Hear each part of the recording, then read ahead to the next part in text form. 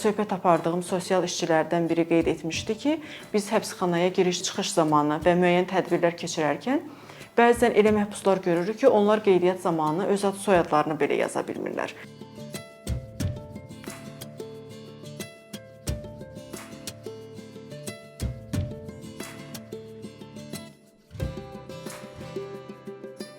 Bəs yaxşı, həbsxanada saxlanılan böyük məhkumlar, hansı ki onlar həbsxanaya düşərkən artıq yaşları 20-dən çox idi və ümumi təhsilləri yox idi.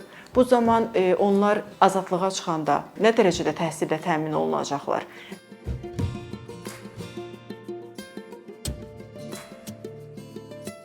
Xüsusilə azyaşlı məhkumlarla iş zamanı ən yaxşı praktikada nəzərdə tutulmuş islah vasitələrindən biri rəsm və digər incəsənət yönümlü dərslərin tədrisi nəzərdə tutulur.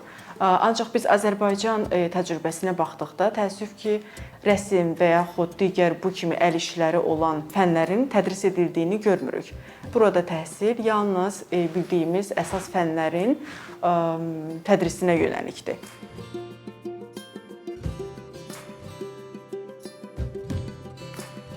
Konstitusiyanın 42-ci maddəsində nəzərdə tutulur ki, ali təhsil hər bir vətəndaş üçün əlçatandır və maliyyə durumundan asılı olmayaraq istedadlı şəxslər üçün təhsilin davamlılığı dövlət tərəfindən təmin olunmalıdır.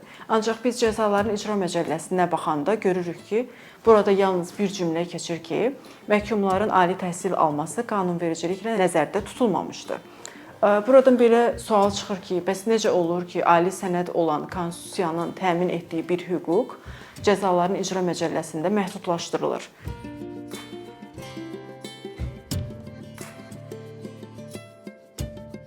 Ümumiyyətlə, həbsxanada olan təhsilin formaları və onların nə dərəcədə keyfiyyətli olması məhkumların nəinki həbsxana şəraitində, həbsxanadan sonra da islah prosesinin bir tərkib hissəsi ola bilər.